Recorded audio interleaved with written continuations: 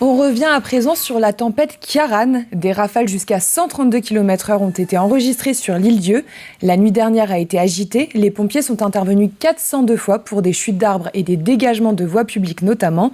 84 000 foyers ont été privés d'électricité, mais aucune victime n'est à déplorer. Il n'y a eu que des dégâts matériels. Diane Delangle, vous avez pris la température auprès des assureurs. Et oui Julie, comme on pouvait s'y attendre, ça s'agite du côté des assureurs qui m'ont tous confirmé aujourd'hui recevoir bien plus d'appels que d'habitude. Alors, on rappelle le délai légal de 5 jours pour effectuer une déclaration de sinistre, mais en pratique, la plupart du temps, elles sont faites dès le lendemain, ces déclarations. À l'agence Groupama de La Roche-sur-Yon, c'est un sinistre toutes les 2 heures qui était enregistré depuis ce matin, et particulièrement sur la commune d'Esnay. Alors, la majorité des dégâts concernent pour cette agence des chutes d'arbres et des toitures soufflées. Même constat sur la côte, dans l'agence AXA de Saint-Gilles-Croix-de-Vie, où par exemple, où le gestionnaire me confie en être à 10 déclarations en milieu d'après-midi. Des habitations et beaucoup de piscines, notamment, étaient endommagées par des chutes d'arbres. 17 appels d'ouverture de sinistre pour le gestionnaire Alliance des Sables d'Olonne, qui a eu affaire également à des infiltrations d'eau dans les logements. Ce ne sont bien sûr que quelques exemples, mais la totalité des agences, en tout cas contactées, sont unanimes. Elles sont très sollicitées aujourd'hui.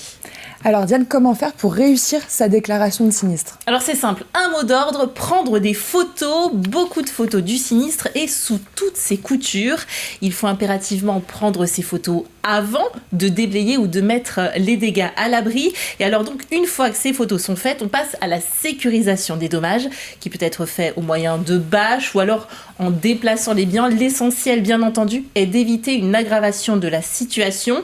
Il faut ensuite regrouper tous les éléments de facture, de certificat de garantie ou toutes les preuves que vous auriez et qui pourraient prouver l'existence de ces biens. C'est pas toujours simple, vous me direz, quand on a perdu les factures.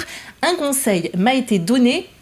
Il faut penser au relevé de compte bancaire. Il confirmera que vous avez bien acheté le bien et indiquera le montant et sa date d'achat. L'assureur pourra ainsi se baser sur ces informations pour calculer l'indemnisation. Une fois que ces preuves sont réunies, il faut contacter son assureur le plus tôt possible, dans les 5 jours donc, que ce soit par téléphone, par email ou alors par le biais de l'espace client du site de votre assurance et lui adresser donc une lettre de déclaration de sinistre, une liste des dégâts constatés ainsi que les fameuses photos. Alors, est-ce que vous avez un délai pour l'indemnisation ? Alors, en moyenne, les agences annoncent un délai de 3 mois pour recevoir les indemnisations à la suite d'un orage ou d'une tempête, mais les assureurs craignent un embouteillage au moment de l'expertise. Vous savez, cette vérification qui est faite par les professionnels en cas de gros dommages, les experts en assurance risquent d'être fortement mobilisés sur une même période et donc ce délai pourrait être plus long que de coutume. Merci Diane.